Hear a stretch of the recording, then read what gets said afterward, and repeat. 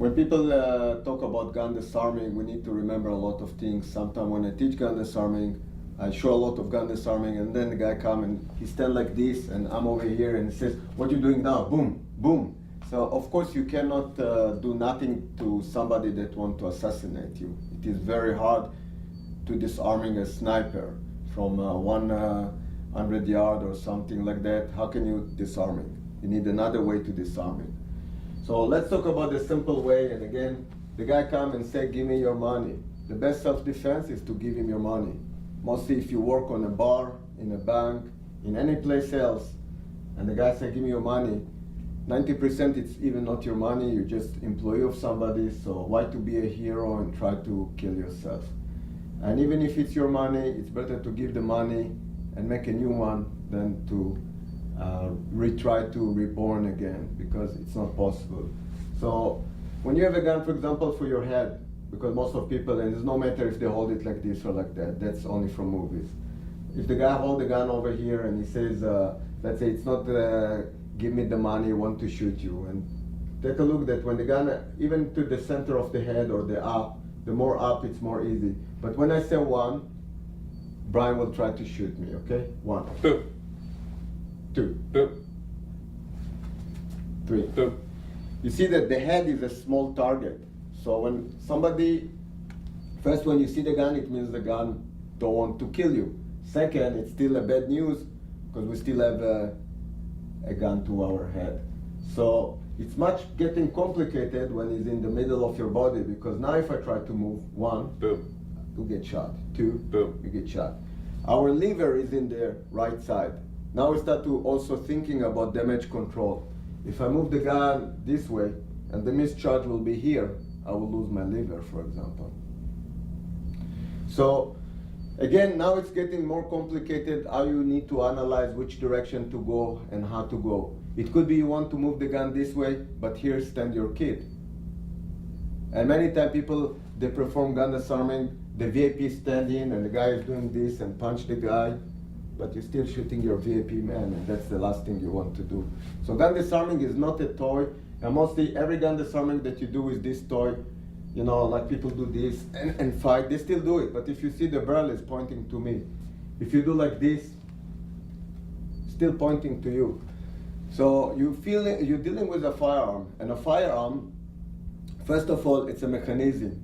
And very soon we explain a little bit about the mechanism. And one way to disarming a gun is to jam the mechanism. Because when when the mechanism jam, it's easy to disarming now or just to escape, because it will take time to clean the jam, and it give you the time either to react by disarming or either to react by running away.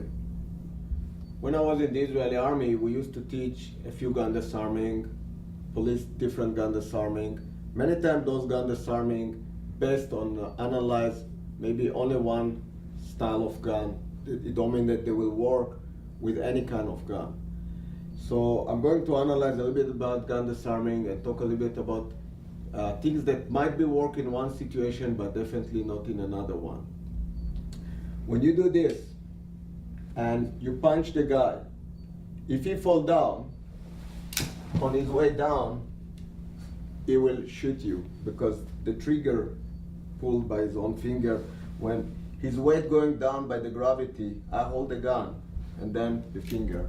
So even you win by punching him, and even you almost knock him down, but this might be causing to you.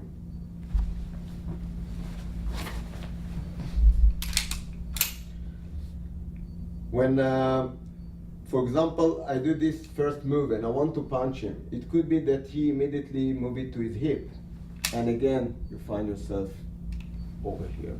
So even if I do it fast, it might still kill me, but by even punching him and he fall down, it might take your life. Definitely, if there is for example, a situation that we have something in between us, and I will try to do it and I'll demo. This gun disarming looks good for movies, but it's getting worse when you are behind the desk or a buffer between me to him. Because when I do this and I try even to punch him and go back, I'm going to fight with him right now. When this point to your head or to your body, you're going to lose. Even if I'm going to pull the gun, and he fight because he don't want it, we will find ourselves getting shot. Now, I don't say that it will not work in any scenario. Many times you could be lucky, but you could see that in those gun disarming, we get a problem. Instead of punching him too fast, when I'm over here, for example, and the gun is pointing to me, if you do this, for example, now, you see, even if you try to shoot, you see my finger block the hammer. So there's no way he will shoot. By putting my finger here, I block him. By do this, I will, for example, put the gun safety. So even if he want to shoot and I let him, he will get nothing. So just by doing this, now if you want to fight, you can fight and clean the magazine and give him back the gun. Or, okay? So this is making the whole gun disarming completely different. As you see, to do a properly gun disarming, you need to be immediately know which gun he has, the mechanism of the gun. And that's why it's not to train with a simple plastic gun. You need to train with a simulation gun like this one, that it's for training. That's why it's marked in red, but it's copy of a real gun and operate on the same. And this is the reason, again, like when I do this, for example, and again, see, I put first my finger, drop the magazine. Now, if there will be a discharge bullet because I didn't put the finger on time or something, it's go there, and he has nothing anymore ammo in this gun. So it means it's very safe for me from here and now to disarming. If, for example, we come to a fight, I can go and do this, and now you can try to shoot me as much as you want. But right now, I just use the mechanism of the gun, for example, for disarming, because I know the gun and immediately I can take it apart or take the mechanism apart or jam the gun. And many times when people show gun disarming, it's a very big risk to do it, because when you don't know to do it properly, and I guarantee that if you tell the guy that teaching you gun disarming, do malfunction number 1 cleaning, malfunction number 3, it creates a problem. That's why in Kapap we see it's again at the triangle structure. When you have to do gun disarming, will be one side, the other side will be gun retention. You have to assume that when you want to disarm it, you want to retain the gun. That's why they fight together. And at the end, you need to be able to know to operate the gun. And why? Because when I take the gun away from him, if at all, if I choose the way, it don't mean that I will do a fancy way like that. That was only to demo for you the mechanism of the gun. But if I do a gun disarming, it's mostly under a circumstance of a kidnap. Because I'm a mugging, I'll give you my money. But if you kidnap me, I will operate and I will take your gun away. And that way, it could be that you have 2 people or 3 people, and then you must be immediately know how to shoot. Now, it could be that you will come out and say, wow, this gun disarming is bad. And it's not, it's a great gun disarming. Depend on the situation. You have a toolbox, and in this toolbox, you might have a screwdriver, you might have a hammer, you might have a sword. If you use the wrong tool in the right and the wrong time, that's where you're doing the mistake. There's nothing mistake with the gun disarming. This gun disarming will work for you perfectly. If, for example, the guy sit and you sit and it's in a car, for example, and if I'm in a car and the guy put the gun, I said, don't shoot me. Move the gun over here, stick it to his body so it's jammed.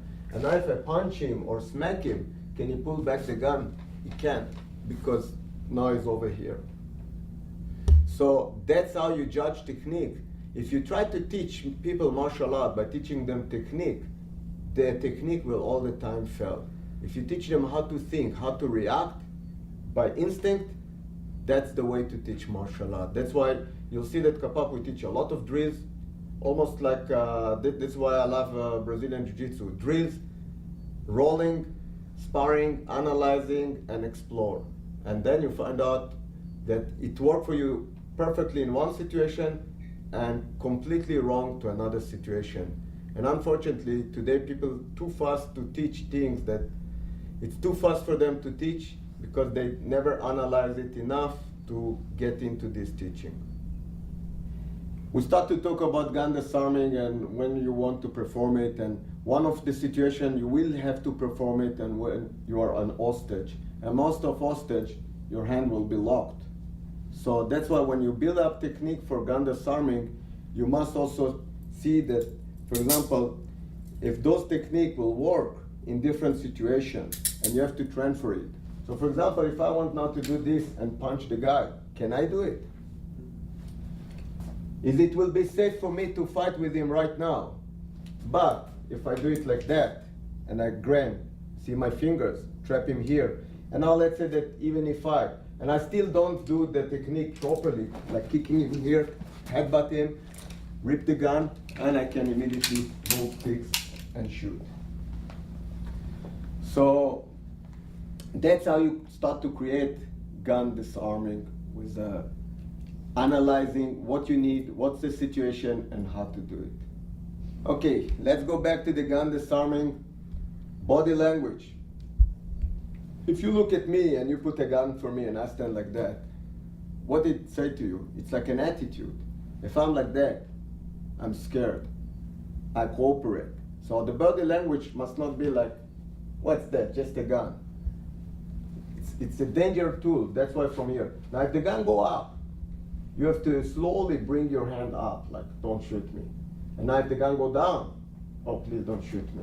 You know? So your hand should be near to the gun. If my hands are here, when the gun is here, look how long it will take me to get something if it's up. This is why when the gun is up or down, my hands need to be near to the gun as much as I can. The next thing, you have again like to, let's say that the gun is low, and when you think I'm moving, you say boom, okay? So I want immediately, you see, to put my finger in. If this is an outside hammer, like in the Beretta, to put my finger here. If there is no, the hammer is inside, it will still work. You will not jam the gun by this way, but there's another way to do it. But from here, I put the L. If you see the L shape, I put one here, and the second end come over here. So the first thing I want to do, I want to shoot my body, and if you see, pull him to take him out of balance. That's the first move I want to do it. And again, before you pull the trigger, ready? And now from here, you can start to do the gun disarming. And that's the basic to start, that you can move from here to the side. Sound like in boxing, Thai boxing, like to get the angle, to be an angle fighter, then a straight fighter. So when Brian go with the gun and you try to shoot, this will be the first move. And by smacking and grabbing, and from here, if I, for example, want to smack him or kick him, that's beautiful. Now, even when you want to punch him, this will create extension.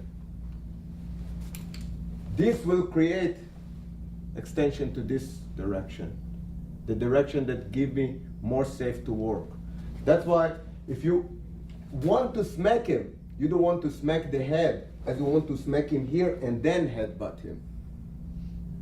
Because the gun come here, he's going down, then you headbutt him.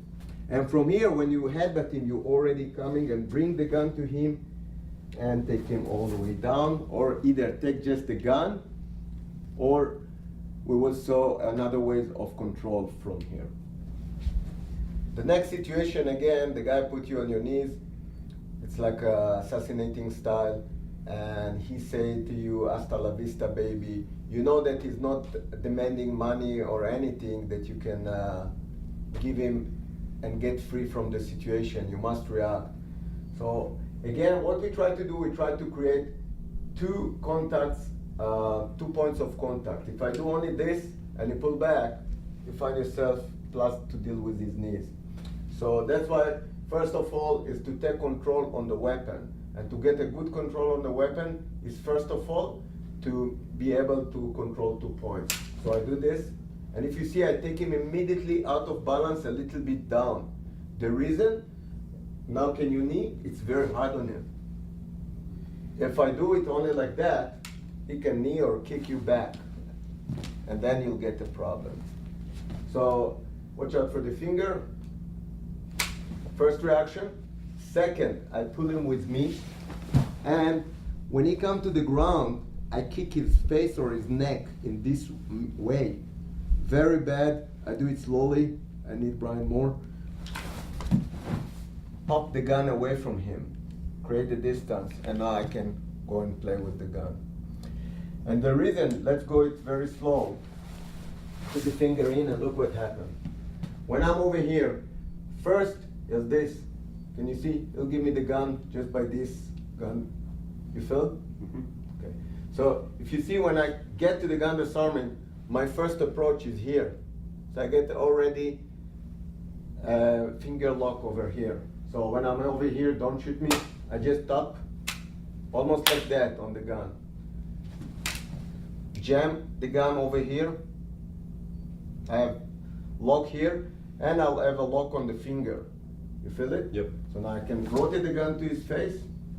I can pull him to me and give him a straight kick when I do it. And shoot. If the gun didn't jam. If it jammed, I have to take my time, clean the jam, put back, load, and shoot. And if you see, I don't need even to look to him, because I just do a point shooting to him. If this is a good way? No. Because basically I don't want to stay on the ground. So when the guy come over here, put your finger in please, slowly. You want to do this, take him out, pull him down, knee his face, kick him. And now I'm over here to shoot. Or if I have a malfunction, look how long it will take him to get up, come back to me when I already have the time to operate the gun, clean the malfunction, and shoot him, or if I have another enemy in the situation. When the guy, for example, hold the gun for you in the back, first thing you have to do is to look, because it could be his finger and the gun returned back. So I can see it. And that's when you have to judge your student all the time, put the finger and put the gun back. And now I say, put it back the gun. Okay? So many times people are not aware that they really have a gun. My first thing is to look. Something touch your back, you don't immediately think it's a gun. It could be an umbrella. So when I'm over here, I look. I try also to see what gun he has. There will be different way, maybe for revolver to deal with than with a slide gun. That's why the first thing I look. Now, let's say that now I'm looking for the timing. It's not like we're standing here, you ready? I'm going to disarming you. We wait. Maybe tell me let's move to the other room because I'm a hostage. Maybe try to walk me somewhere. So I have all the time in the world to wait to what we call a timing. And many times you'll see when people rotate, they rotate this direction. And mostly they try to elbow because it looks very good. And the main problem, look what happened. You come immediately also to his punch, to his strong side. I will try to prevent this gun disarming mostly because I immediately, when I turn here, even when you're surprised and whatever, some people have a good reflex and you might find yourself in a problem. I don't mean that in several situations, I will not do gun disarming like that. You come here, Phil? It depends on the situation. I just talk about this gun disarming, what's the problematic, and we try to improve it.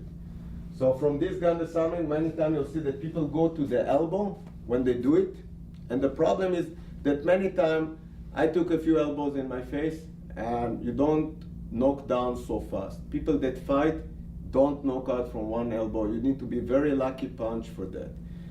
What happens now is, do you see, you can move the wrist. You don't have any control on the gun when we fight. Even when you do this, if you push me now with his other hand and pull the gun, pull and push, you'll stay without the gun. So even if you do it in a nice way and he do the same thing to retain the gun, but you see what happened? You might find yourself. So to do it this way, or any way with a weapon, you must make sure that you have control. And now if I want like second point, second point, second point, second point, second point. That's how you start again to judge. Do we have the second point or do we have only one point when we do the gun disarming? Remember also I told you about the liver. When I rotate here, if there will be a discharge, it's go to my liver. Because we talk still about damage control. If I go here, I will be hurt, but I will be hurt on this side mostly. That's why when I rotate to his outside, I will not have to deal with this hand. Also, all I need to do is to salute, and I trap the hand. So it's very easy, mostly when you have more than one gun disarming, to do this and here. If I want to take him down, it's no matter how, it's no matter if now I go like elbow down, elbow up, I will be immediately disarming him any direction that I want to have the gun. And that's why if I have a chance to rotate to this side, I will prefer this side. It's much more difficult for him to retain the gun and better control for me for anything that I will improvise later on. And if you see, that's not a gun disarming, I just improvise about him because he's a tall guy, I'm smaller, that technique worked for me. If it was different, I would not recommend you to try to get under me to find a different one. But many times when you're a small guy, you can rotate. The problem is that big frame has a lot of power. Small frame like me don't. We need to use a lot of technique, body move. And that's why I will go to the outside. I don't need to deal with this hand. And I have a lot of things that I can go from the outside as a gun disarming later. As you remember, we have 3 dimensions. We talk a little bit about the front, a little bit about the back. Let's a little bit see the side. Before we go to the side, I want to show you very old gun disarming that was used in some counter-terror units in Israel many years ago. And again, that gun disarming is problematic. We'll talk a little bit about the problems with this gun disarming. But again, what we can study from it. The way is not to come and bash this gun disarming is bad. Is okay, what's wrong with this gun disarming, and let's evolve it. Kapap is a developed or progressive system. The main idea why we analyze system is we don't want to study it because we want to really find the reason why, and if there is a better way to do it, we upgrade and upgrade and upgrade. I don't want to do gun disarming because somebody did it in 1960 or 1940. If I can find and analyze and find a better way. There was an old way to do. When you think I'm moving, you say boom. That's the old way to do gun disarming. It's a risk. I'll do it slow. I don't recommend you to do it unless you have to. Like the guy say, hasta la vista. It's good in a few situations, and if you do it properly, you have to do it with a body move so you don't get shot. But if the guy holds tight to the gun and you do it, you might stuck and you cannot do it. And if you see, I put the 2 points very fast. And my problem is either the gun stay in his hand or either the gun drop on the floor. And if he's stronger than you, you have not to fight for the gun, which you don't want. You want the gun in your hand. Gun disarming should be like a magic. Now I'm the boss. If you don't do it as a magician and very quick, the gun is here, I don't care how strong you are. That's stronger than any man. And that's why when you move the bad exercise to a gun disarming from the side, and when I used to be in the police academy, we used to teach it this way. Here, and from here we came with this finger and get in here. And the main problem with this gun disarming, it's not good. We will talk later. But the Israeli Police Academy, we used to teach it. Why? They have a lot of politics. I don't get into politics. I talk and analyze technique, and I don't care if the best Israeli commando do it or the worst unit in the world. I talk only about the technique, what's wrong with them, and analyze and upgrade. So when I do this, first of all, I want to take him farther. That way I can go like for hand locks. It gives me a lot of opportunities. If he stand like this, he can fight back. If he stand like this, he can't. He's in a balance displacement. That's why I don't want to stand him, I want to take him out of balance. So the next move when he's out of balance is just like the same thing. To put, this is the first point, to put the second point in a very quick way, and you have the gun in your hand. Once it's in your hand, you return it back. That way, not this way, that way. So if he try to pull it from you, you have to take it with him. And then I can fight with him, clean him when we talk about gun retention. And that's a proper way. Also, remember that every gun has injection window, that when you shoot from here, it's okay. But when you're a lefty, you're just jamming your gun on your shirt. Because the injection shell, when it's come and hit your shell, it's stuck here, and it will jam your gun. So if you do it this way, it's much more safe than to do it this way, from the jamming point, plus from the retain of the gun. So the way that I use is almost the same like I did this way, but this time, and it works also if you in airplane or you sit here and the guy walk in the alley or in a bus, just like that. And the gun is over here. What I do, I smack the ulnar nerve. If you see, it's not like this, it's like this. I give an angle like this. Remember the triangles? So this time it's this way. And I take this and I smack the, so you see like my angle for him is like a triangle. And that's why from here, I'll smack the ulnar nerve, that you can feel it if you push something here, you will feel the ulnar nerve. I smack also the tendon, because I do it very quick. You see, I smack the tendon. And on the same time, I immediately create the second point and take it out. If you do it rude, your hand will be numb a little bit. And mostly, I'll not do it so soft, and immediately to create the distance to take the gun away. That's, for example, for gun disarming from the side. We talk about problems. When you do it from here, and I have only one finger, I have only one finger to fight with him. And I'll explain it in a next demo. Remember I told you this is 1, this is 2, and this is wrong. How many fingers you see here? You see only my thumb. Let's say that now when I fight with him, there was a mischarge. He shoot, so the shell jump out. I didn't jam it. The shell can jump out from the window because I hold the barrel. Because for example, with this gun, the P92 Beretta, I hold the barrel. I don't hold the chamber window. So what happened is, like when I'm over here, there was a discharge, the gun load, and you bullet, we're still under the fight. It's not mean that only you can fight him or take the gun. When you do this, you smack my face, smack. And now what you face? A gun that can be shoot. Or under the struggle now, he can back the gun and shoot, and you got a bullet to your body. Let's do it differently. This time, Brian moved my hand, and he come first like this way. So like, if we fight, my first gun retention, I'm not talking about smack, my first gun retention is to put my 2 points on the gun, because he have already 2 points, but his point is weak. So immediately I do this. You will lose. But if he come this way, first, do you remember, he can jam the hammer, see? So that's why first move is almost the last move, because if you jam the hammer, now it's much more safe for you to disarm it than like this way. That how can he jam my hammer now? Now I fight power.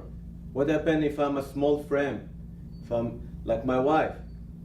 How can my wife can fight with one finger? But when it's here, push back when I do it, push to my body, he will win. Of course we can add all of those nonsense, but and we will in under the fight. But stop making it like a movie and everything is like, that will not save your life. That's a choreographic and nothing more. If you want really to judge yourself, if you have to fight. I can tell Brian to try to shoot me at any time, and I will disarming him and show you that he can fight as much as he wants for the gun, and the gun will be in my hand. So I have a gun in my front, and I have a gun in my side. And right now, just as I analyze, of course there could be both here. It could be also that one will held with the left and one with the right. And we have all of those games with light, without lights. After I've been pepper spray, I have to feel it, and just by lighting my eyes, and then to perform the gun disarming under hard circumstance. Right now we just start to analyze how to teach gun disarming slowly, not to go to the advanced level. So the next move, I have two guns pointing to me, one to my side up, one to my front down. And the first thing I have to do, I will have to locate one end a little bit up, one end like, and please don't shoot me, please don't shoot me. And the next way, I have to react like 10 times before they will react, like 1. And if you see, if there will be a discharge, it will go to their body. So right now you can see that I don't need to use sights. I use a point shooting again. And that's why it's very important when you study gun defense to use point shooting.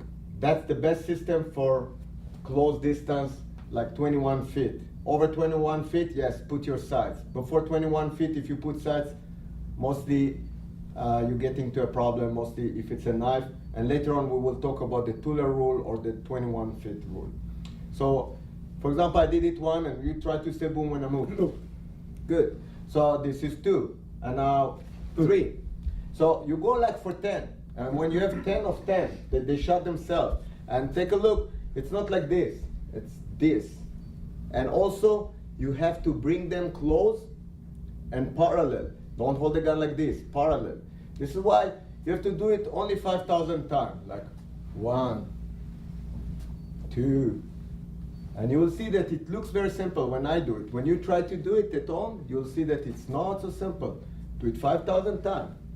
Bring the L shape here, bring the L shape here, and step forward when you do it. Now, if I want to disarming them, I could come and disarming. That's a technique. But the technique built up by a principle, and I put 2 points.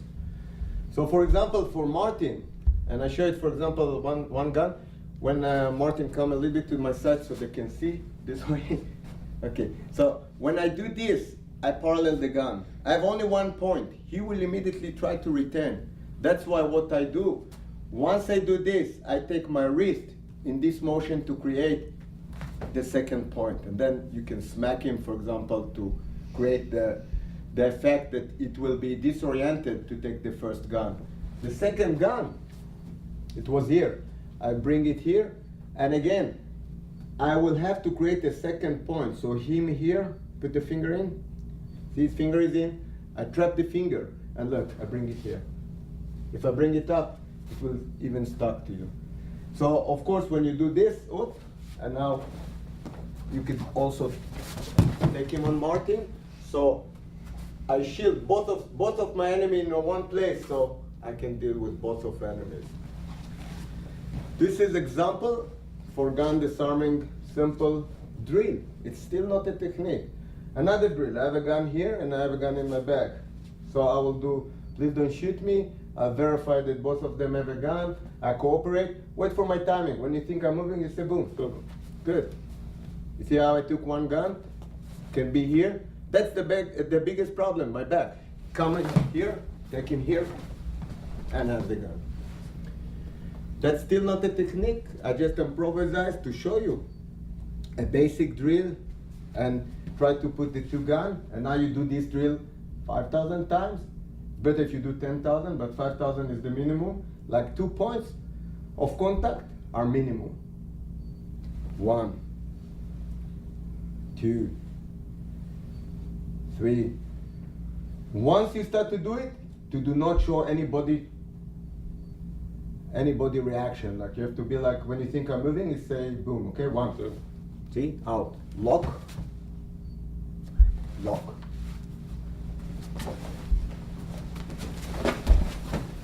And you have the 2 guns. And that's basic idea to start to disarming guns, 2 guns, 3 guns, 1 gun here, 1 gun here. Then you go for shotguns. And remember, many people talk about line of fire. There's no line of fire. There's a field of fire. When I move gun here, I'm not on the wrist, but my kid or my VIP protection friend, wife, they stand here. If it's your boss in work, it's okay. You can put the field of fire for him. But normally, we want to keep the safe for our family. When I do this, it's create a problem. But I know only this gun disarming now. That's wrong. This is why you have to be able to disarm in any direction to any direction. Because if I have a problem to transition the field of fire from here to here, it creates a problem. When I transition the gun down, if there will be a discharge, because this is a mat, the bullet will stay down. But if you're in a wood house, mostly in California it's a wood house, for example, and the bullet might go down to my kid bedroom, don't do it, take it up. So if it go out to the air, it's much better. If you live in a country that it's a concrete, or you find yourself in a concrete or cement, like in a parking lot, and you do this, the ricochet might come to your face or to another person. That's why you have to control also the field of fire, not only to control the gun. It's like you want to control the head of the snake, and the poison, the bullet, will not go out. One of the main features of weapon retention, Kapap uses a lot of research during the process of finding the best system or finding the most appropriate system for the common person on the street. We did a lot of research, and one of the manual books that we came up with was in the state of New York. It's a very simple retention system that is used in the police academies. A lot of police academies now start to develop their own curriculum, and we found this specific manual book very beneficial for our purpose because it's a very simple, straightforward manual book. And from this manual book we took the system that is called SPEC, and I will go in to demo what is the SPEC. And for the usual person that is carrying a handgun or for self-defense, usually he carries it on his waistband. Most of the time it's going to be concealed, and the concealment, everybody has his own preference for concealment and carry options. I'm going to talk about the most common carry condition when the gun is exposed. Basically it's more for police officers and security guards which are carrying the handgun. Most of the cases that you will see problems with the handguns is the cases that the person that is carrying the handgun is got shot by his own handgun. And this is why we need to also evaluate a lot of principles which start even with the dress code. Dress code can be very problematic if you don't know how to start to begin with to plan where you put your tools around you. One of the main tools of security personnel or police officers is the handgun. And when the handgun is being carried away in a unsecured holster or unappropriate way, it can be used against you. And therefore we want to start with the feature of dress code. When I start talking about the dress code, I'm talking about a proper carry condition, and for this case we're going to do a demo with the most common holster, which is an exposed holster or a pancake holster, which has another feature that locks over the hammer. This feature here is a thumb brake safety, which beyond the carrying or holding the handgun itself has another strap which can be which will secure the handgun inside the holster, and will need another feature to break the strap with my thumb or in another way just to pull the handgun out. So this is the first safety feature that we're talking about. Okay, after we spoke about the first safety feature, which is the level of security on that holster, we're going to go for the actual retention, or the actual system of retention that we call SPEC. SPEC stands for S for secure, P for position, E for effect release, and C for create distance. When we're talking about the secure, the S that stands for secure in SPEC, we're going to talk about the approach of how a person needs to eventually, how you first of all engage, or what is your first action when things go south. Most of the problem starts when somebody's carrying his handgun and the perpetrator or the opponent or the whatever you want to call it, or the criminal wants to use your own handgun and to take it away from you. So the first action will be securing your handgun inside the holster. So this is the S. I will ask Brian to reach for my handgun and just touch it. Now, immediately as a police officer or a person that carries a handgun, my first action is to have 2 points of contact, securing my handgun and preventing from Brian to pull this handgun out. Brian's action will be to try to take the handgun out. In order to do that, he'll need to pull the handgun out in an elevation type of movement. My movement will be to counter that and secure it, and to start to push my handgun back in the holster. So this is the secure point.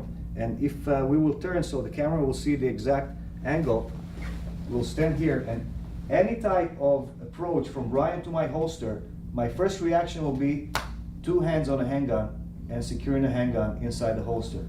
Now, even if Brian had the opportunity to reach and start to put the hand over the handgun, again, I'm touching my handgun over this and I'm pushing it towards my inside my holster.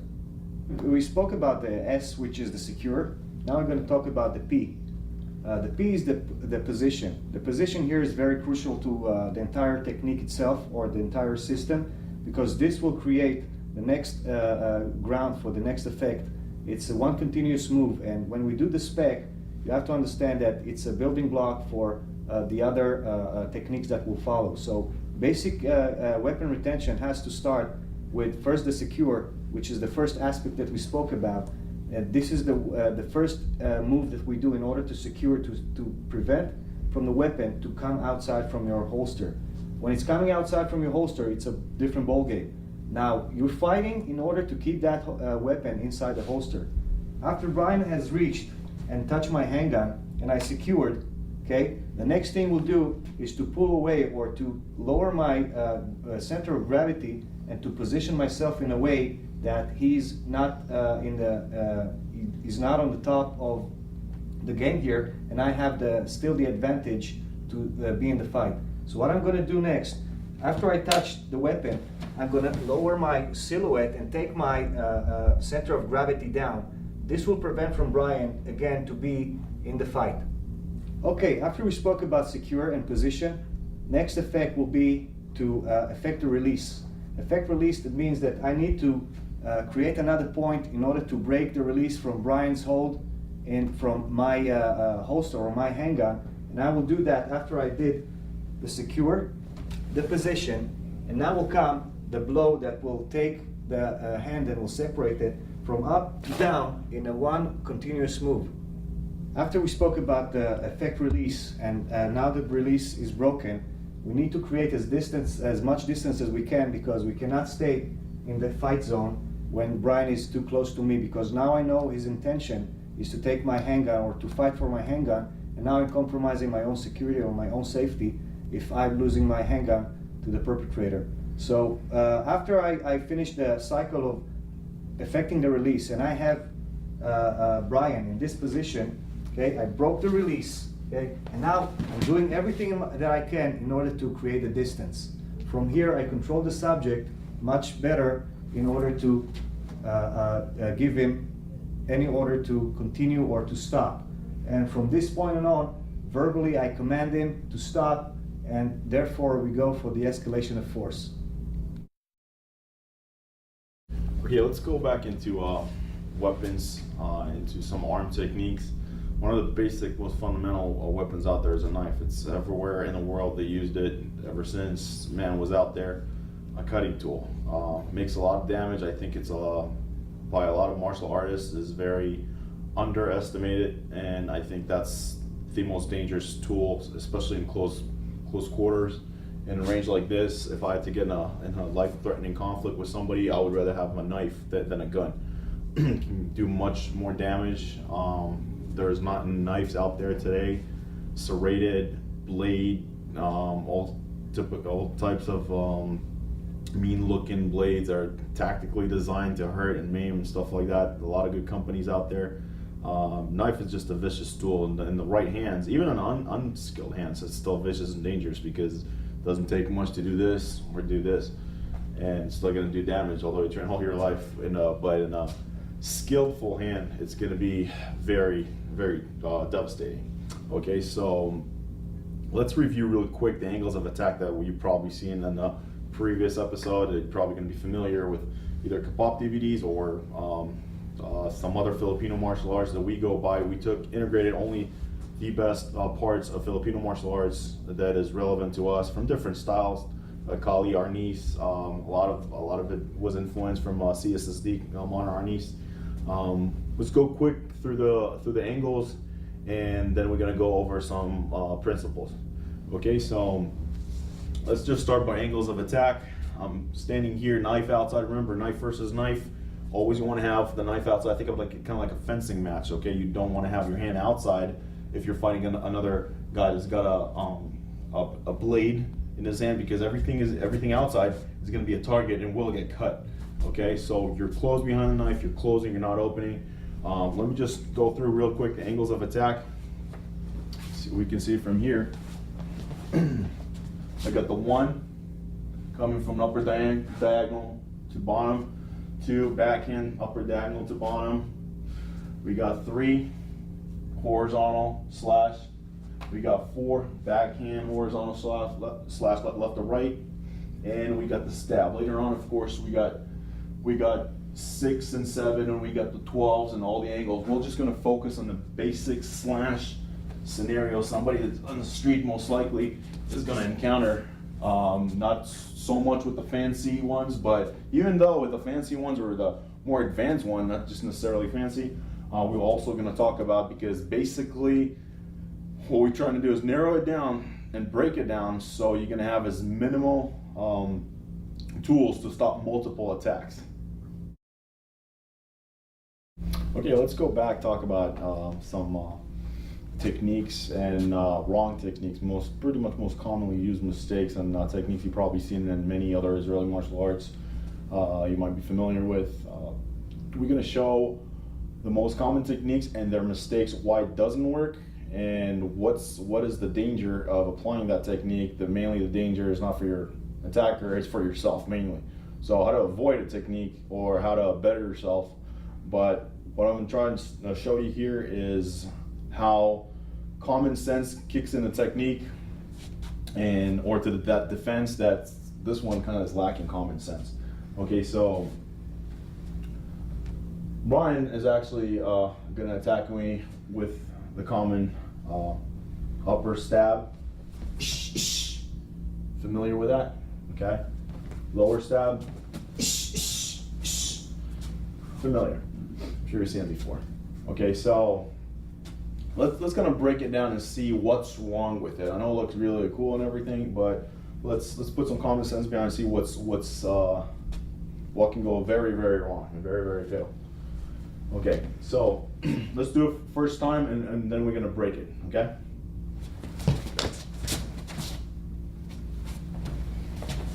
Brian thinks that he's got a longer reach, he can rely on that. Yeah, maybe if we're in a boxing match, this jab is definitely gonna reach me before I'm gonna reach him, okay? But it's not a boxing match, and I got this. It's a 4-inch blade, trainer blade, but in real life, it's gonna cut like butter. Okay, strip all the way to the bones. You can go see more proof DVDs. You can see how much damage it does to soft tissue if you don't take my word for it. But the minute, let's break it down. I was in a little slower motion. The minute he did that, look where my knife is. Even if he didn't do anything, don't forget, I still got this hand up. I'm not gonna just attack him like this, okay? This is not some choreography of a movie. I'm gonna have both my hands up. We're still in a fight. Even if I don't know what I'm doing. From here, boom. I might just slide down along his hand. I'm not even planning on doing that. Okay, slide down his hand line and reach all the way to his rib cage, or here, even worse, the artery that goes in the armpit. Now, let's say I got a little bit of skill or a little bit know what I'm doing here. The minute he does that, okay, I'm planning on doing that. Get that hand here, get out of the way, stab from here, slash the belly, stab from above, get him in tight clinch or spin. And it's all over from here. Another variation, another mistake that can happen, I set him up. This is from a little bit more advanced. I set him up for that kind of like telegraphing. It's kind of telegraphing your right hand, coming with a left hook to the body. Same idea, for a little bit more advanced. Same thing, do it slower. Okay, I set him up with this, look what happened. Had my blade up, soon as I've seen this, and don't forget, the most common mistakes, never emphasize a blocking with the darker part of your hand, the hairy part of your hand, your arm, your forearm, is always blocking. I never ever seen proper block with the darker part. Maybe in Filipino martial arts definitely know how to block it properly. But in those commonly mistake systems, always the softer part, the part with all the arteries, with all the nerves running down here. So from here I set him up. If you cannot see, look close, I'm gonna do really slow now. From here, I set him up and look what I'm doing, changing my mind the last minute. And I'm gonna come with almost like a overhand slash, goes all the way inside. And of course from here I'm gonna get out of the way and get a nice stab, whether on the inside, stealing a center line from here. But that alone here, that's a fight finisher right here, that slash. Okay, so another variation I can do, I can set him up. Also known as the trapping range. Filipino martial art guys, you're gonna be familiar with gunting, the trapping techniques. From here, boom, look what I'm doing, I'm just hooking it right here. If I had a double edge, it's even better, but still nonetheless. From here, cut the biceps right here and work my way from the top. Cut the biceps, parry, slash into the neck, do my thing here. Another variation with the gunting from here, trap, come from the side, look what I'm doing, power assisted, and just squeeze right in, squeeze the knife into the gut. There's a lot of setups, that's more in the skill guy, but even you see a guy just going nuts just by doing this, coming inside, and right into the rib cage out of panic or out of lack of experience. We're going to talk about a defense that's very popular out there from a very typical stab that we used to call the Middle Eastern stab, just because of the way it was commonly performed, and commonly people got attacked with that stab. It looks like this pretty much from here, and from the bottom to top, and guts out, either blade up or blade down. Most of them use blade up just for the continuous motion to create more upper damage to the torso and the midsection area. Let's see what's the problem with this attack. Warren is going to perform the defense. Looks familiar? Very impressive. Let's see the damages and the mistakes that can happen by performing this technique. Okay.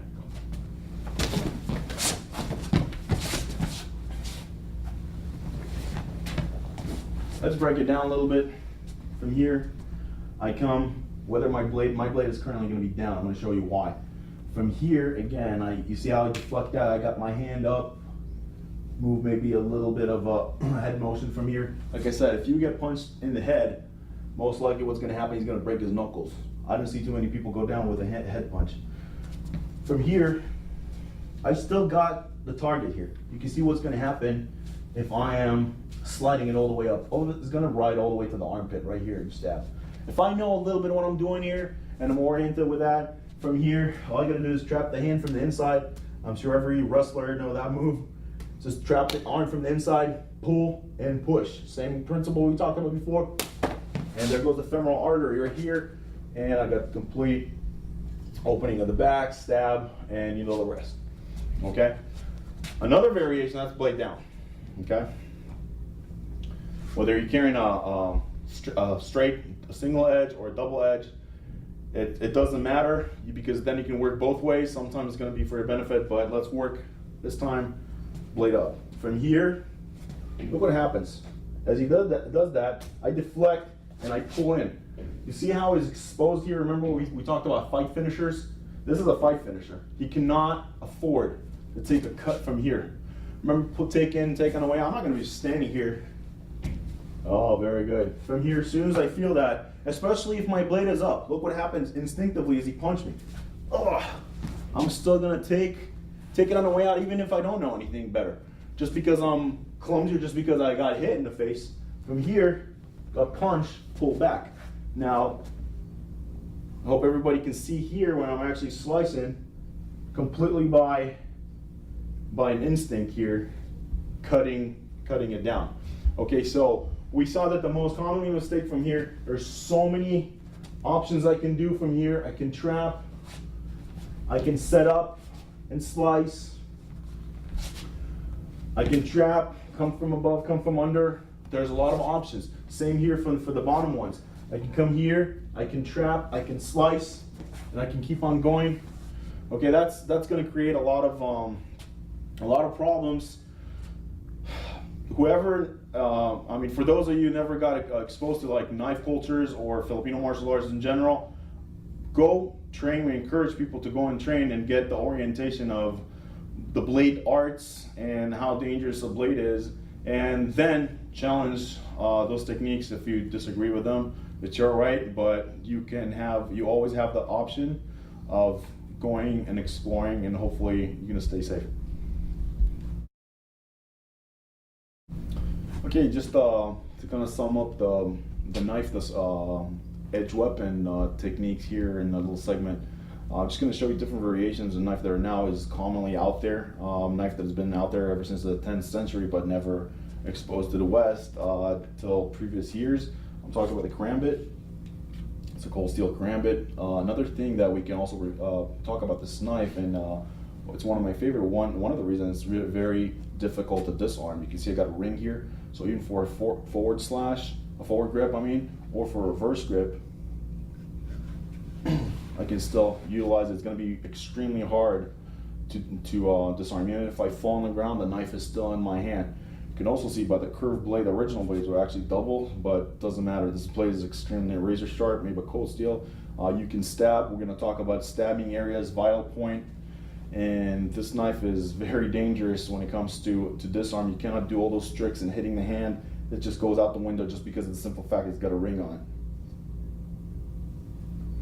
Okay, this going back to the karambit, I got a Steve Tarani trainer here from Aluminum Trainer. It's safe to train with, but still you can see that it mimics the same ideas. The thing with the karambit, if you know how to use it, you got extended grips. You can use it in a forward grip, putting it through your pinky, or in a reverse grip, which I prefer personally, just because even if you don't know anything about anything, you can still utilize your boxing technique. And as opposed to holding a straight blade, it's going to go right before your knuckle line. Actually, this, you can see how far it goes past your knuckle line. So the first thing it's going to contact is actually going to be the tip of the karambit.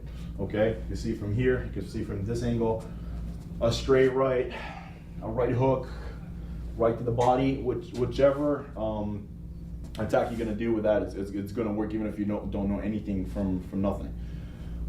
If you're a little bit skilled, you can actually use it to slash from here and twirl around and come back and rip. So 1, 2, and rip, get inside and out.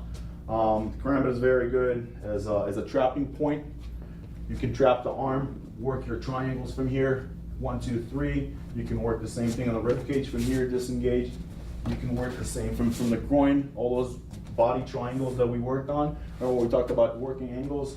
Triangle, triangle, triangle, okay? 1, 2, 3, 1, 2, 3, rib cage, gut, 1, 2, 3. Triangles of the body, vital point. Target those on one lethal point. For example, I got an attacker. From here, I can deflect it and go straight to the joint, immobilizing the joint. He's still gonna live.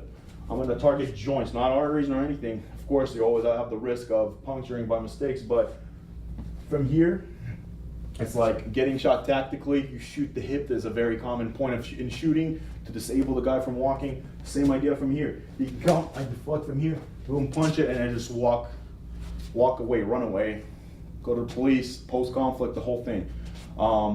Very good trapping tool. As far as disarming, very, very hard. Very nice, very effective as for trapping.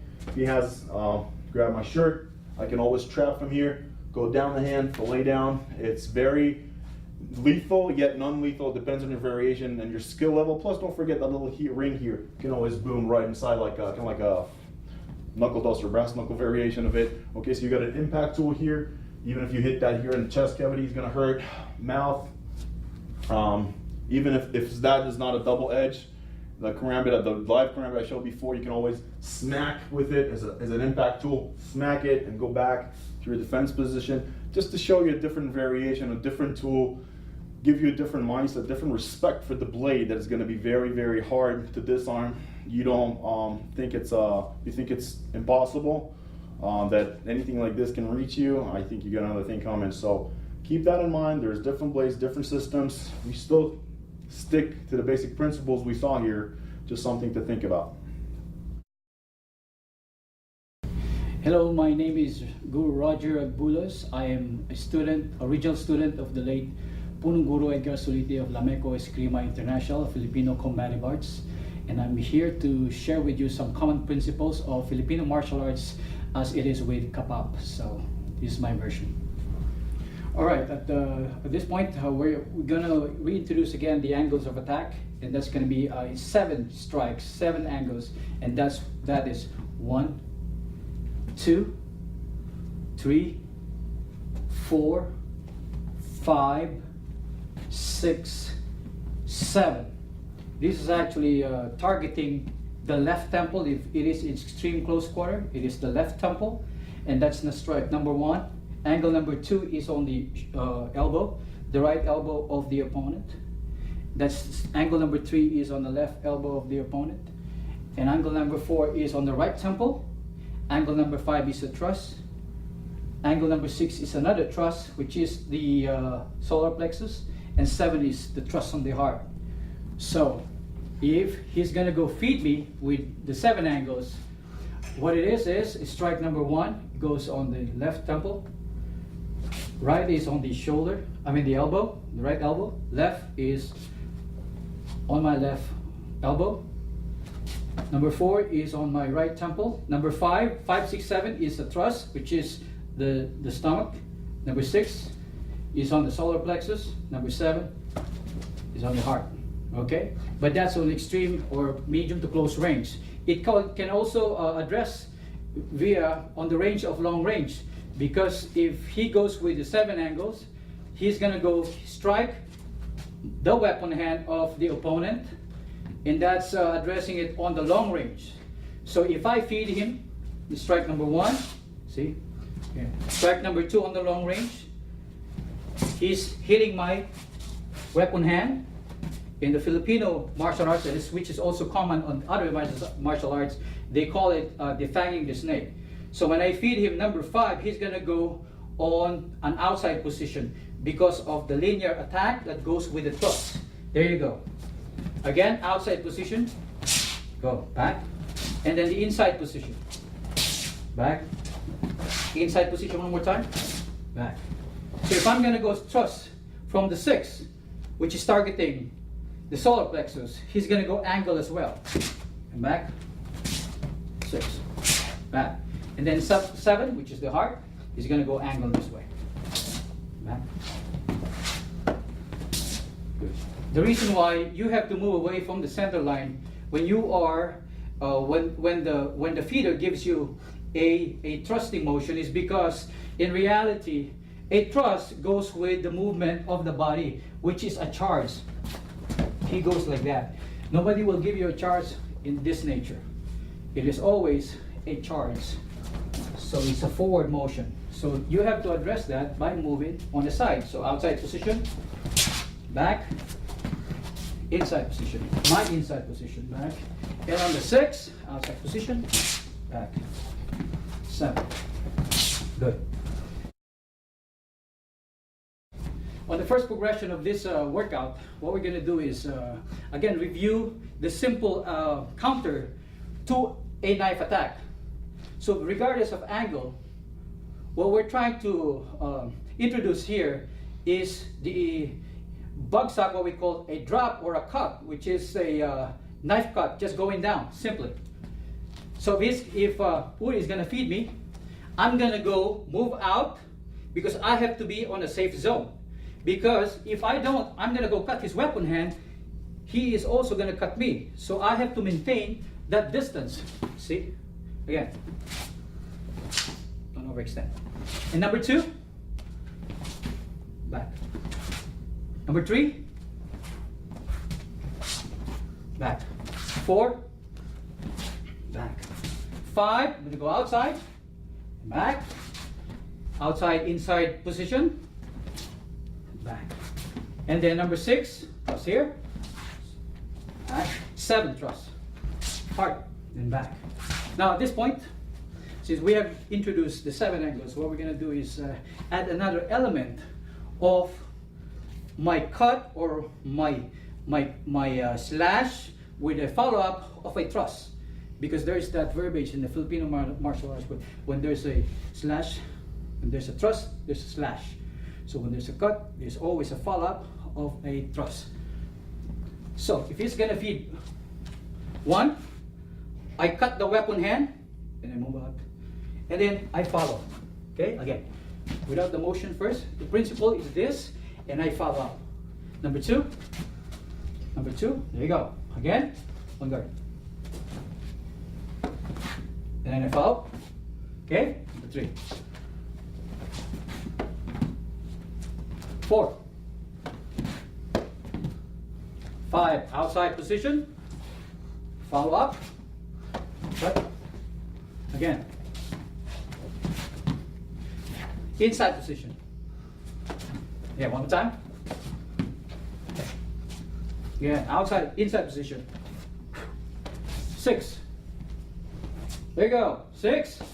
And move out. At the same time, defang the snake. Follow up. Again. Move up. And then 7. Okay. Again. So, now we have addressed the 7 angles with the technique of cut and thrust. Cut and thrust. Cut and thrust, because you got to complete the story here. Because the guy is not going to give you a chance. You know, he's got to either take you out. So you don't want that. You don't want to be in that situation. That's why we're training ourselves to do certain follow-ups, regardless of angle. Strike 1. See, we follow up. Okay. 2, follow up. Okay. So we're gonna go add another element here because it's a training. What we're gonna do is also have Uri practice the motion of also moving back and practicing his parry hand or his alive hand. So when he does feed me, see, I go follow up. He's gonna go parry. Nice. And also practice taking that weapon to a ready position like that, which is what we call the always, you should always be in a trigger ready position all the time, because there is no second chances here. So this is good muscle memory to always retain good foundation in our form. So feed number 1, number 2, number 3, nice, 4, very good, 5, outside position, follow up, parry, another 5, parry, 6, move out, parry, nice, 7, nice, very good. At this point, I will now introduce also the other footwork. What we did so far at this level is the footwork of a shuffle, forward and backward, forward and backward. Same thing with Uri. When I go forward, he does the same, backward, forward. That is the shuffle. We call that in Filipino martial arts the caballero footwork. Because if you don't move, you are exposed to my weapon, which is a threat. Likewise, I expose myself here as well. That's why in this principle, you are to maintain proximity. That's called the dance, sayaw. All right. So at this point, if I'm gonna go his feet, so you look at what he's gonna do. He's gonna go step up, maintain the range. 2,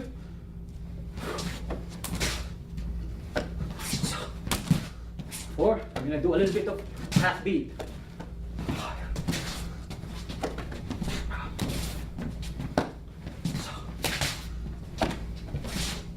Okay, now we're gonna do a little bit of another element to this progression, and this is my parry to his parry. So as he feeds, see, I'm gonna go use a different kind of footwork, which is reverse triangle. Once again, feed. Okay, reverse triangle. As I expose myself also to his weapon, I'm gonna go address that as well. So my drill is complete. Feet, nice, see, parry, parry, there you go. Because it's a give and take, it's a drill. So be wary of those motions.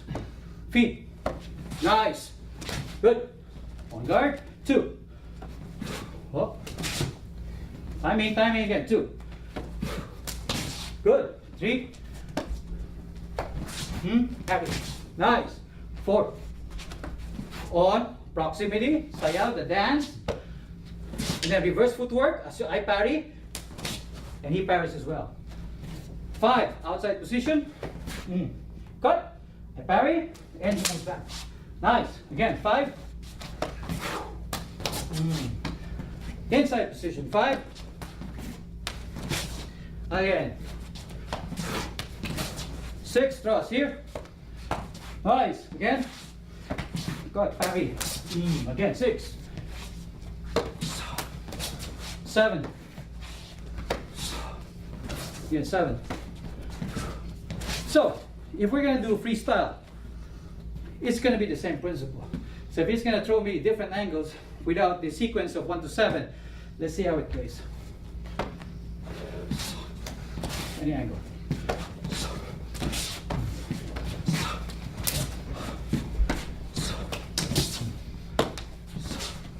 Nice. Okay, at this stage, what we're going to go introduce the progression we call cruzada, which is, they call it also gunting. It is like a simultaneous movement of a parry hand with a slash or a cut as well. So either from open position to closed position, or vice versa, from closed position to open position, depending on the angle. So if Uri is going to feed me 1 to 5 without the footwork movement, if it's feed me 1, the cruzada or the cross or the gunting will be shown as this. That is the cruzada. This is a good technique because it shows the economy of motion. It's at the same time a parry, at the same time there is the cut. All right, so feed number 1, feed number 2, feed number 3, feed number 4. There you go, cut. Feed number 5, always staying out of the center line of the linear direction. Okay, 6. That's the 6, right? Okay, we do cruzada. Let me just demonstrate cruzada in all the angles, and I will change that as we go to the next step. Cruzada. 7. Same. All right. At this point, I'm gonna explain to you that there are weaknesses of certain techniques. Like for instance, strike number 4. With a cruzada, you are forcing cruzada here, but it's no longer efficient because the weapon is close to your face. So if you do this, you're going to be too late for an execution of the cruzada. So therefore, in this angle, it is a very weak technique. Because also, if he's going to do that in real time, good. I can't do that. I cannot do a cruzada on the angle of number 4. At the same time, with the angle of number 6, I cannot do cruzada at this point, or 7. The same thing. It is a weakness for this particular angle. So what we're going to do is an adaptation of a cruzada, which is, instead of this, we're going to do is, again, is cut, see, and parry. Again. There you go. All right. So once again, when we go, number 1, number 2, number 3, number 4, number 5, cruzada, and number 5, cruzada, number 6, adaptation, yeah, 6, 7, there you go, again, 7. Okay. So going back to the give and take drills, or what we've taken so far from the first progression to the second progression, we will use the footwork now in this drill. So he feeds, and I'm going to go reverse triangle as I parry, and he steps back too. There you go, again, once again. On guard. Number 2. Number 2. Number 3. Again, number 3. Number 4.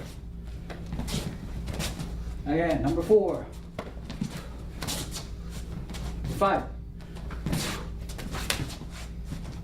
5.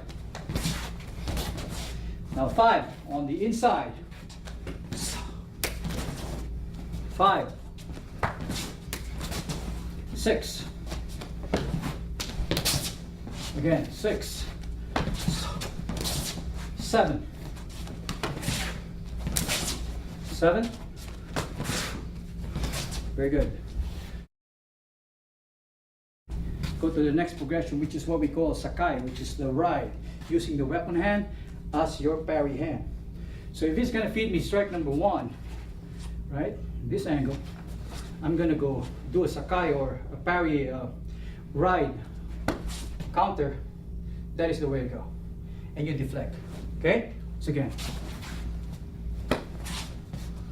Okay, strike number 2. Okay, just the foundation. We'll establish the foundation of the sakai. Strike number 3. Okay, you want to go low because he's giving you a feed that's low.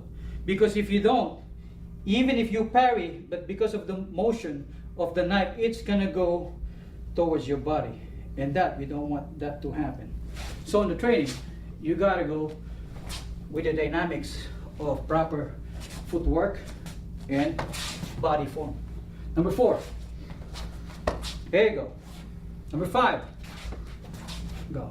Number 5. Again, going outside the line of attack. Go again. Nice. That's outside position.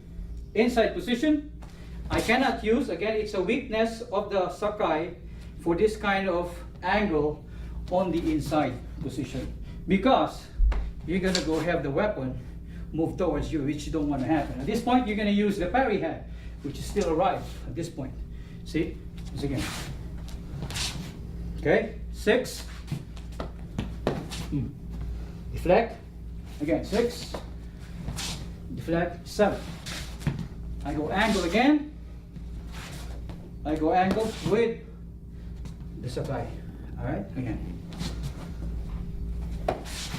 Okay.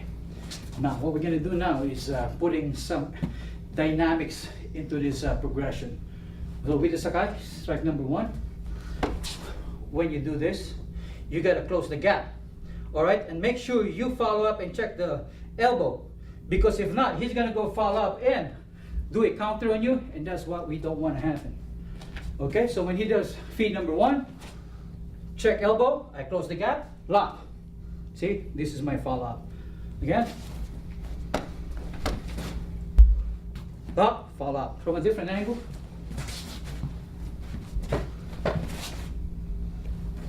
Lock, follow up.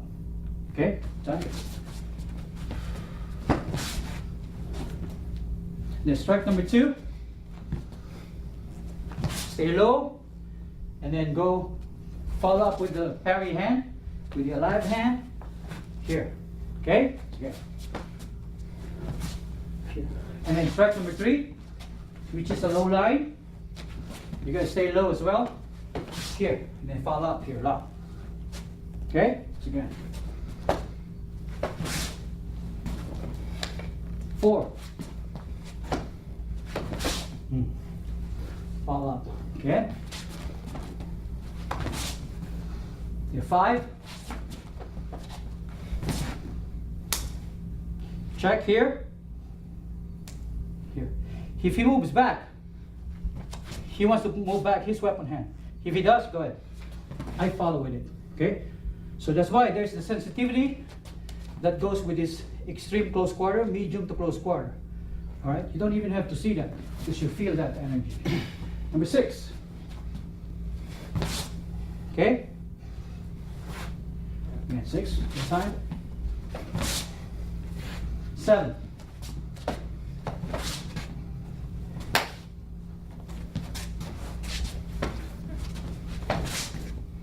Close the gap. Lock. All right. Now, completing all the movements in this segment, when we are in this situation of a different angle, say number 2, when you're doing the transfer of that deflection to the left hand, you know you're vulnerable to the follow-up in here, because it's going to go Yes, or follow up with a slice on the neck. See? Here. You don't want that to happen. What we're gonna do is that when we are in this position, on all the angles on this side, when we are, this is the position that we want to be careful about, we'll do a second step, which is going back to number 1, which is the same as this. Here. Okay? So, completing the angles, all the follow-ups from 1 to 7, it'll appear this way. Up. Number 2. Stay low. 3. 4. 5. Number 5. See. 6.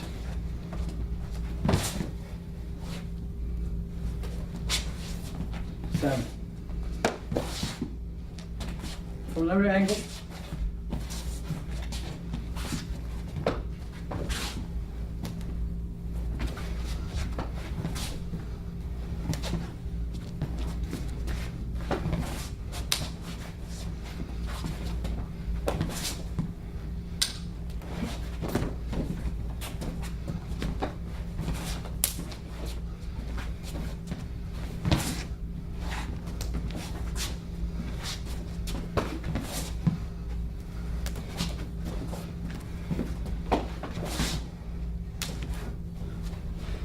At this point, when it's extreme close quarter, you can use all the other elements of the follow-up, which is close quarter here and this one. Okay, 2. See, step.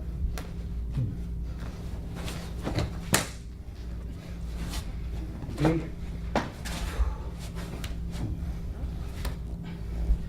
4. And that becomes freestyle. Okay? So that ends our progression for our Sakai. The ice pick is preferred, especially when the one that's going to go engage and execute the technique or the strike on you actually would want to hide this, want to hide the knife at a very close range. Usually that's going to be a ice pick position, but that's also one of the simplest to actually do a technique on, because ice pick position, the delivery of the ice pick position, he has to lift his weapon hand, so which is easy on the block. There you go. What we're gonna do here is on the drill is that when he steps, I do the sayaw or the dance. You know, I keep the range. There you go. That's the drill. Nice. Okay. Now I'm gonna go do the parry, which again, the parry has to be correctly executed, which is the palm of the hand, not the fingers. Because again, with that force coming towards me, the finger cannot hold that force. It has to be a good parry on the palm. So, execute. I am from this distance again, see, that's the range. Okay, can also be from here to here. So, again, technique, the disarm, which is a scoop. You see, that's the reverse. The knife, the edge is on the other side. Scoop, okay, scoop, and then grab the handle of the knife. All right, it will be my turn. So from this position, he's gonna be the mirror image of me. So when I step back, when I step forward, he's gonna step back. There you go. Once again. Once again. So I'm gonna, this time I'll be the one to deliver the ice pick position as he blocked from the inside using the palm of his hand and scoop. There you go. Okay, and his turn. Oh, wait. There you go. I step forward. I step back. Scoop. Go disarm. My turn. Scoop. There you go. This does not take so much energy and the movement of the body. No. What you need to understand is you should have at least the foundation. And that's the triangle. The Kapap triangle right there. You always maintain that. You stay low. A live hand always in place. So it is my turn now. As he defends himself with a block, parry, scoop. There you go. You can block. Sometimes your block is right here. But the technique of the disarm is actually where the weapon hand is. Not from here. Because if you're going to do this, you cannot. Because he's not going to let it go. And there's no technique. It's very hard. You're going to go struggle. So the way to go about this is when you block, even from low here, you go address that, going up, and then go scoop, scoop. See? The more he holds the weapon, the more tight he is, the more painful it is on the disarm. See? It's very easy to execute. Relax. Again, it's a drill. My turn. Get back. Nice. Very good. Nice. Again, this is taken from Lameko drills of knife fighting. Now, we're going to use practical application of this technique. So from this position, right here. So as he steps forward, application here, scoop, here, right here. Okay? And then disarm. Scoop, and then go inside. Nice. Here. Just, I'm going to show you from my side, okay?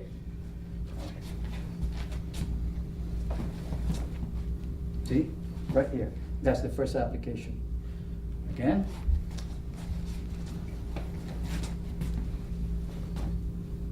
Okay? Now in reality, the moment you touch this, he's going to be on a defensive position. He's not going to allow me. He's either going to grab my hand, move it towards him, and I'm going to be in trouble because he's going to execute a lock. So what I'm going to do here is when he executes a ice position, an ice pick position on me, I got to go and intercept to penetrate his wall of defense. I got to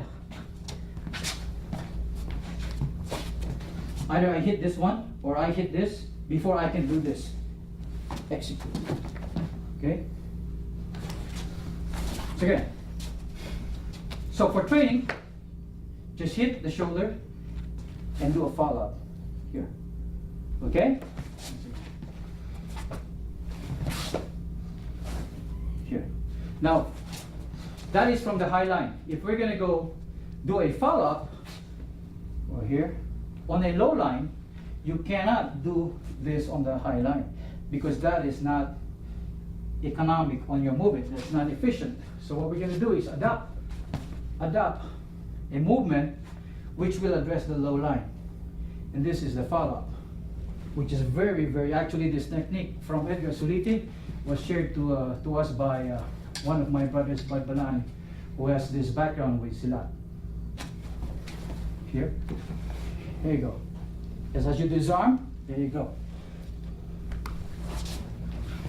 From another angle.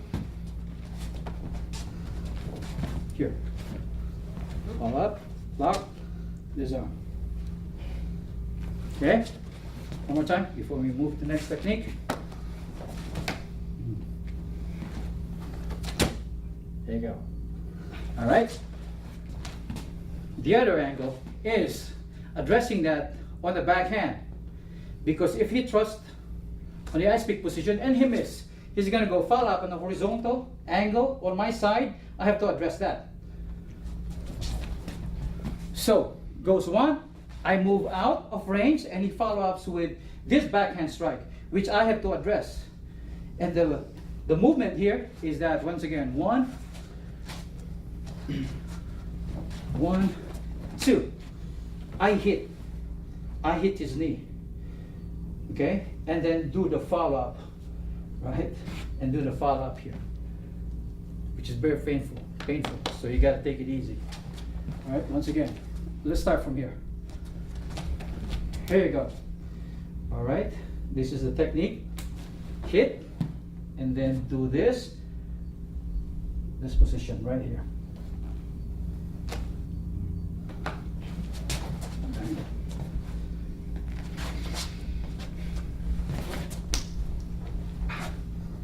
See?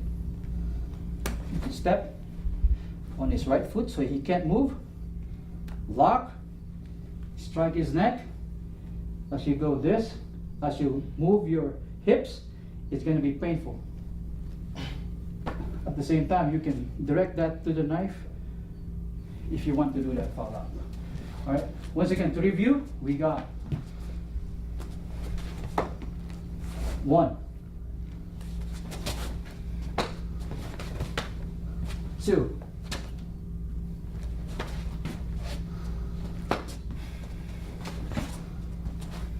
'Right. Follow up on the second backhand. And deflect. 3.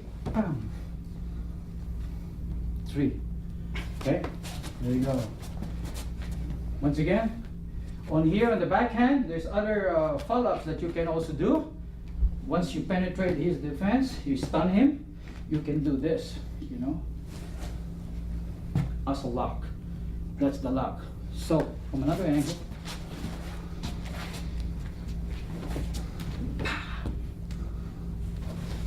this is a choke. As you lock his weapon hand with your left, and you follow up with this. See? Tap on. All right. Another technique from this angle is here. Stun here, and this is the control right here. You want to do that? It's very hard to be honest, but this is a technique. Here, this is arrest and control. There you go. Who's your daddy?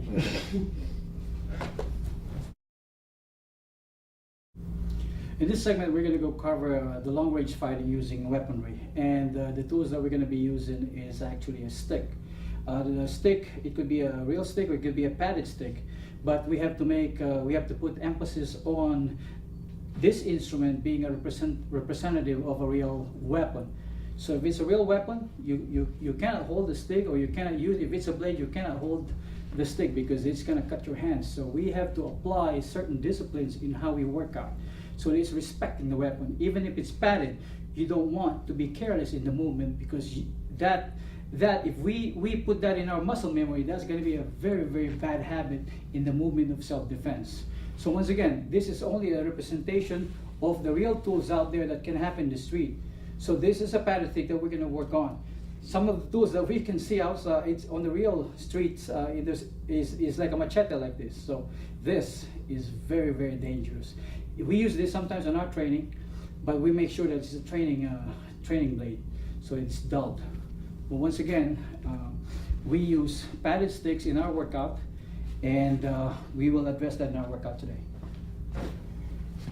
So, on an on-guard position, you must always maintain on-guard position, because if you are in this position, which is possible on sparring or fighting, but if you're going to go hit, if you're going to go initiate a strike and you do this position, what you did was actually initiate a movement that is telegraphing to the opponent. So therefore, you're going to get, that's not a good positioning.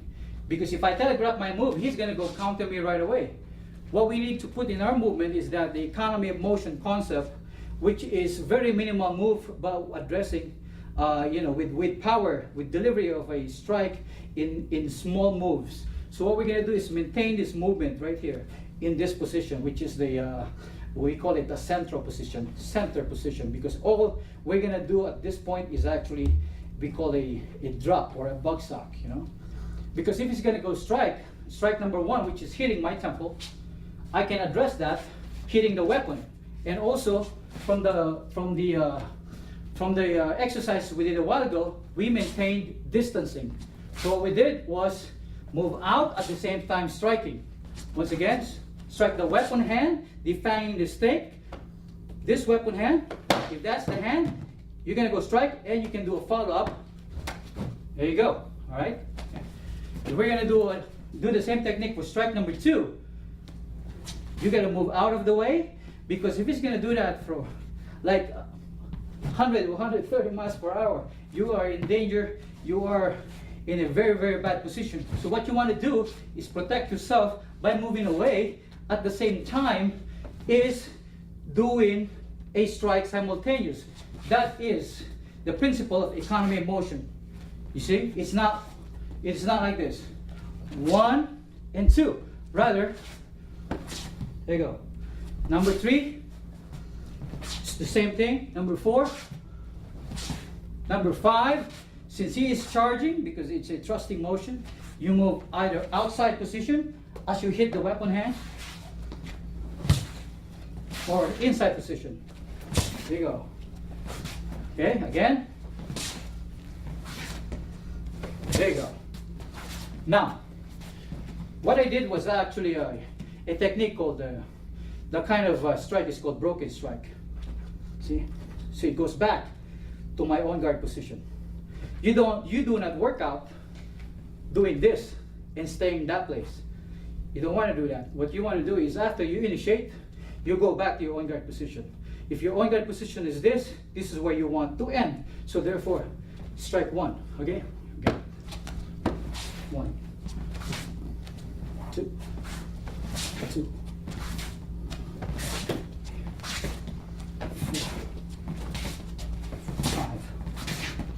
5. Now this is just a target because you can do a follow up again. Strike number 1 here again. You can angle here. All right. 1, 2, okay. Okay. Here. All right. But simply attacking defying the snake first is what we want to address to add up to your skill. We can also, from the broken strike, you can do a flow. So as you strike 1, see, and your cue here is as he motioned for a strike. He lifts up. That's when you strike. You strike his hand. One more time. Okay. 2, 3, 4, 5, 5. Okay.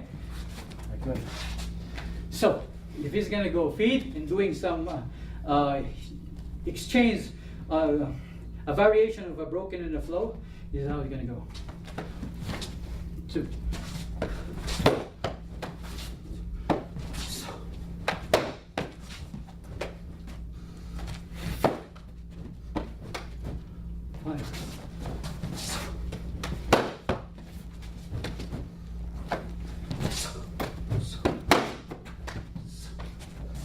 Okay, so that's the long range.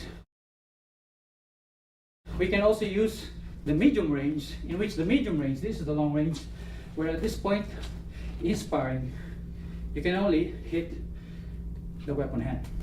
When it comes to medium, this is medium range, wherein you can apply parry, right? So it's strike number 1. See. Okay, so with parry hand, okay. 2, you can do a block. 3, 4, again 4, 5,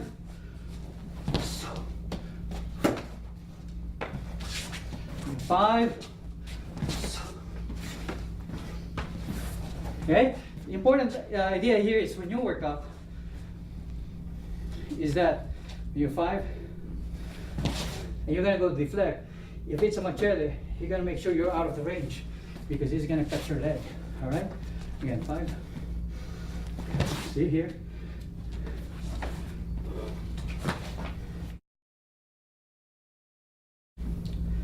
Okay, in this segment what we're going to do is apply the techniques that we've used so far from the different weaponry here, from the knife with versus empty hands, or knife versus knife. What we're going to, at this point, what we're going to do is empty hands versus somebody with a weaponry.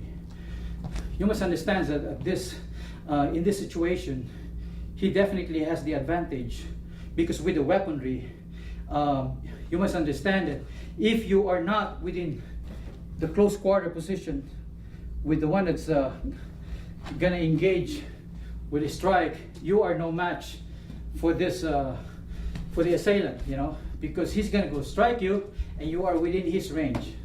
You don't want that to happen.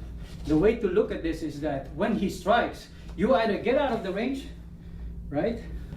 So you either get out of the range or you get in the range only after his delivery. So that's one. Here, right? So here, this one. You use follow-up techniques, that's gonna hurt him so bad. Do a follow-up.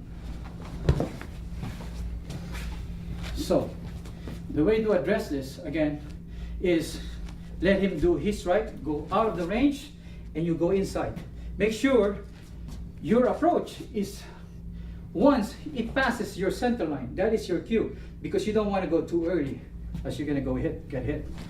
So you want to go past the center line and go so here. There you go, and then you do a follow. So that is before. You can also go. Oh, actually, that is after. Sorry, that is after. Are we okay with that so far? We're just gonna edit, right? Okay. So once again, that's after. Then you go inside, and this is before. Similar to the knife, you hit his throat or his neck in his vagus vein, and you do a disarm right after from a different angle.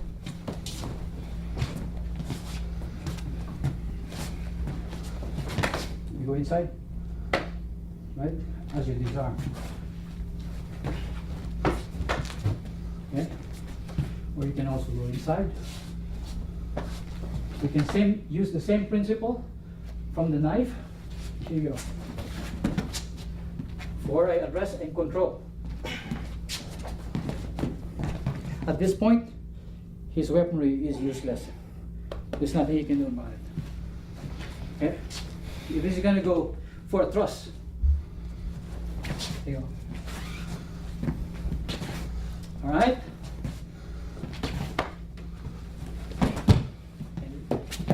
And do a follow.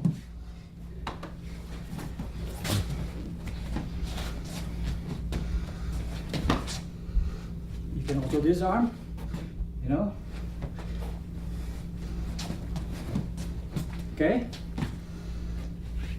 In this position right here. Yeah, backhand. Okay. Do the same. Yeah. Okay. So that's self-defense.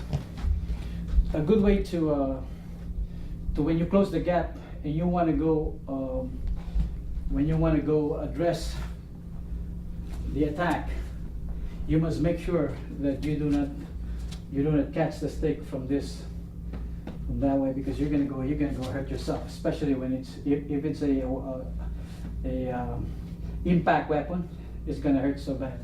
And if it's an edge or a blade, all the more you don't want to do that. The way to go is when he lifts, that's your cue. That's when you come in, and you're gonna go inside with your palm to stop that force as you initiate the techniques that you want to do.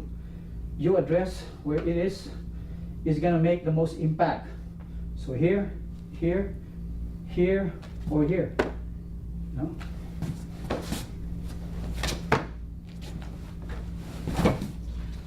As you do the disarm. Okay?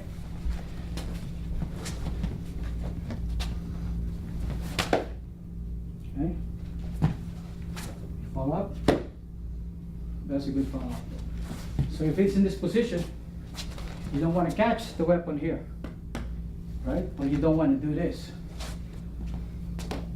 It's going to hurt so bad, it might end up being broken. So what you're going to do is intercept. As he lifts it, that's when you go inside. There you go. So do a follow up, and there you go.